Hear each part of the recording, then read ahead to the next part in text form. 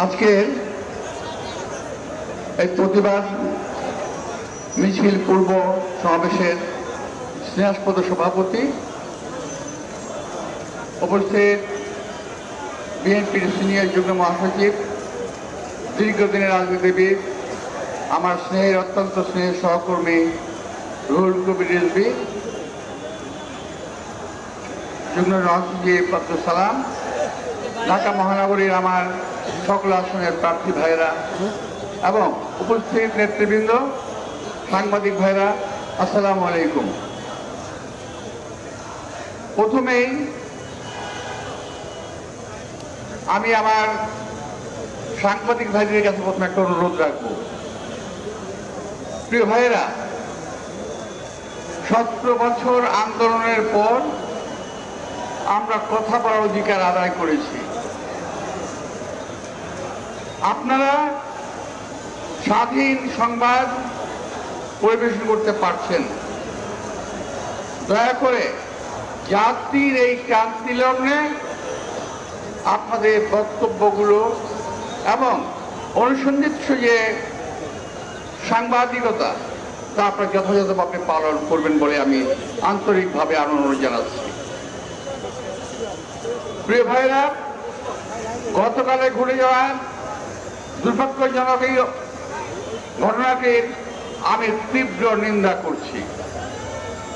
হাদি একজন প্রার্থী হতে পারে ঢাকা 8-এর, সে আমার সন্তান সমতুল্য। আমার সন্তানের বয়স, বড় সন্তানের বয়স এখন 39 বছর বয়স, হাদি বোধহয় 35ও হয় নাই। স্নেহতুল্য, স্নেহভাজন এই ছেলের উপরে আঘাত করাতে আমি মানসিকভাবেও অত্যন্ত বেশি ক্ষতিগ্রস্ত হয়েছি গতকাল। প্রিয় ভাইরা, আমাকে সবচেয়ে প্রথম ফোন করেছে রিজভী আহমদ, আপনি এখন কোথায়? আমি বললাম যে ভাই আমি যাচ্ছি। মানে হ্যাঁ, আপনাকে যাওয়ার জন্য ফোন করেছিলাম। অর্থাৎ ওই মুহূর্তে রিজভীর ভিতরে একটা ঝড় তুলেছে, সে বিশেষ কাজে ছিল, বোধহয় যেতে পারে নাই। আমাকে বললো আপনি একটু যান। তখন আমি মোটামুটি অলমোস্ট চলেই গেছি ওখানে। আমি সবচেয়ে প্রথমেই হাদির উপরে এই আঘাতের তীব্র নিন্দা প্রতিবাদ জানিয়ে বলতে চাই, এই আঘাত হাদির উপরে নয়, এই আঘাত বাংলাদেশের মানুষের গণতান্ত্রিক অধিকারের উপরে, এই আঘাত বাংলাদেশের সার্বভৌমত্বের উপরে, এই আঘাত বাংলাদেশের স্বাধীনতার উপরে। প্রিয় ভাইয়েরা, এটাকে আমাদের প্রতিরোধ করতে হবে। এই অপশক্তির কালো হাত ভেঙে দিতে হবে, এদেরকে দাঁত ভাঙার জবাব দিতে হবে। আমি একটি কথা শুধু বলি, যেটা রিজভী আহমদ সাহেব বলেছেন, হাদি উপর গায়ে গুলি লেগেছে 2:15। ঠিক 2:30টার সময় ফেসবুকে পোস্ট আসলো, সবাই গিয়ে যেখানে আছে ঐক্যবদ্ধ হও, কোন একটা বাসায় যেতে হবে, ইট খুলে নিয়ে আসতে হবে। ভাবতে পারছেন ব্যাপারটা কত পরিকল্পিত? এটাকে আরো সংহত করেছে। আমি যখন হসপিটালে যাই তখন তারা আক্রমণাত্মক স্লোগান দিচ্ছিল। আমি ভাই ঢাকার ছেলে, আমি ঢাকার রাজপথে মিছিল করে বড় হয়েছি, আমি ঢাকার রাজপথে আন্দোলন করে বড় হয়েছি। আমার বয়সটা একটু বেশি হয়ে গেছে, শান্ত থেকেছি, নীরব থেকেছি, কিন্তু ওই মুহূর্তে যদি আমার নির্দেশনা পেত তাহলে তোমাদেরকে তুলে ধরা করতে আমাদের ছেলেরা দিল। কিন্তু ওরা ছিল কয়েকজন। কিন্তু সবচেয়ে ইন্টারেস্টিং বিষয় হলো 150 থেকে 200 ছেলে, এরা কেউ হাদির সমর্থক নয়, এরা বিশেষ একটি রাজনৈতিক দলের অঙ্গ সংগঠনের কর্মী আছে। ভাই, আমি যাওয়ার পরে যখন ভিতরে গেলাম তখন হাদিকে নিয়ে যাচ্ছে স্ট্রেচারে করে অপারেশন থিয়েটারে। আমি অপেক্ষা করলাম, প্রায় 1 ঘন্টা বসে থাকলাম। এর মধ্যে কিছু বেয়াদব ছেড়ে পেলে অনেক বেয়াদবি করলো।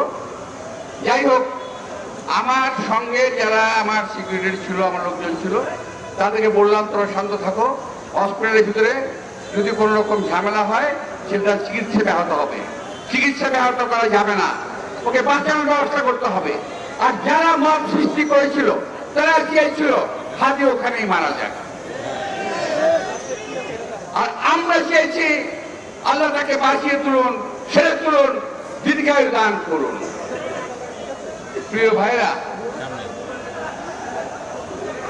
অনেক ষড়যন্ত্র দেখেছি, এদের ষড়যন্ত্র 71-এ দেখেছি, এদের ষড়যন্ত্রের কথা শুনেছি, 47 সালের কথা শুনেছি, 71, অতঃপর 86, 90, 91 সকল সময়ই এই দলটি একটি ষড়যন্ত্রের সঙ্গে জড়িত থাকে। ষড়যন্ত্রবিহীন এই দল কখনো চলতে পারে না। ভাই, একজন লোক গুলি খেয়েছে, যেই হোক, আমরা মুসলমান, আমরা কোন সময় কোন আহত কিংবা অসুস্থ ব্যক্তির মৃত্যু কামনা করতে পারি না, আমরা করতে চাই না, আমরা করি না। কিন্তু যারা নাকি মুসলমান লেবাসধারী, তারা একটি ছেলের মৃত্যু কামনা করছে বারবার, ফেসবুকে স্ট্যাটাসে তারা দিয়েছে। ওখানে যে একটা ছেলে ছিল, তারা কারা? পরবর্তীতে প্রায় 100 থেকে 150 মোটরসাইকেল নিয়ে ওখানে তারা একটা মপতন্ত্রে কায়েম করার চেষ্টা করেছিল। যাই হোক, আমি ওখান থেকে চলে আসি। ওরা ভেবেছিল ওদের ধমক ঠামক দেখলে পরে বোধহয় আমরা লেজ গুটিয়ে পালিয়ে যাব। প্রিয় ভাইরা, আমাদের নেতা কর্মীরা অত্যন্ত ধৈর্যশীল এবং সাহসী ভূমিকা রেখেছিল। কালকে যারা ছিল তাদের সবাইকে আমি আন্তরিক ধন্যবাদ জানাবো।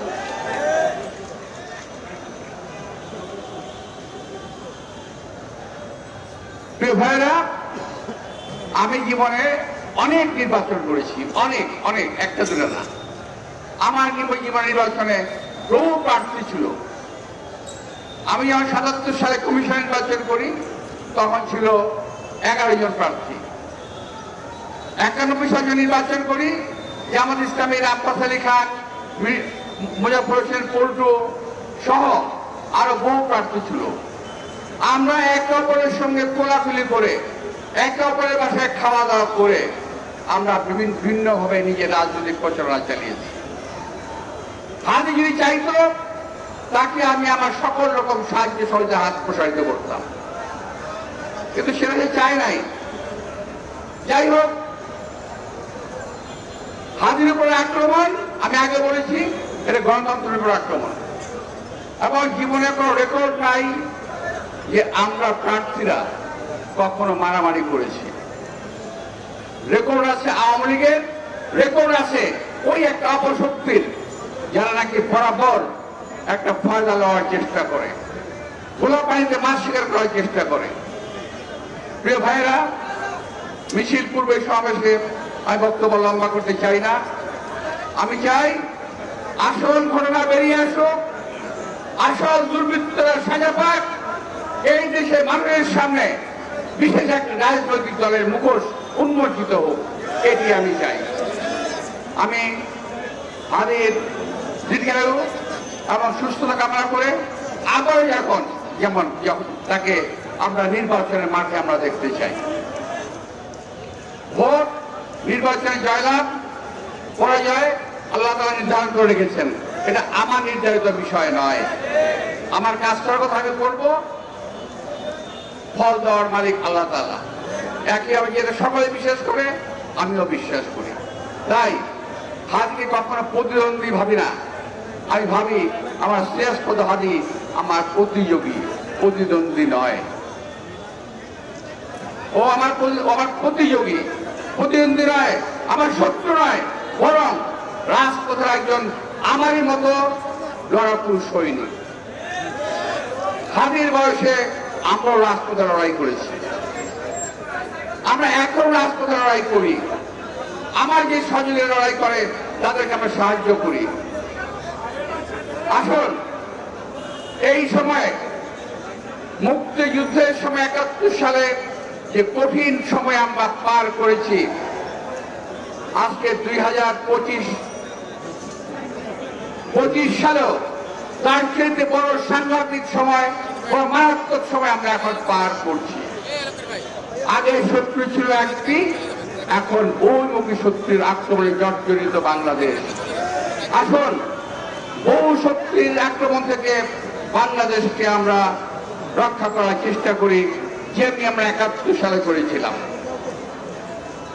আর যারা ঘোলা পানিতে মাছ শিকার করার চেষ্টা করছেন, দয়া করে সাবধান হয়ে যান, দয়া করে সাবধান হন, নইলে এই দেশের জনগণ কিন্তু আপনাদেরকে মাফ করবে না।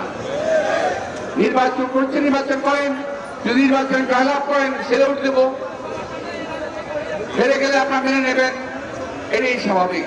কিন্তু তার আগেই নির্বাচনকে বন্ধ করার। আর একটি কথা, কালকে হাতের উপর আক্রমণ কিন্তু বিচ্ছিন্ন কোনো ঘটনা নয়। এর আগে চট্টগ্রামে ১৭ লোক আক্রমণ করেছিল, এখন হাতের উপর আক্রমণ। আমি বলতে চাই এটা একটি বৃহৎ চক্রান্তের ক্ষুদ্র একটি অংশ, চক্রান্তের আরো ষড়যন্ত্র প্রকাশ পাবে ইনশাআল্লাহ। আপনাদের সবাইকে আন্তরিক এবং ধন্যবাদ জানিয়ে বক্তব্য শেষ করছি। আল্লাহ হাফেজ। আসসালামু আলাইকুম।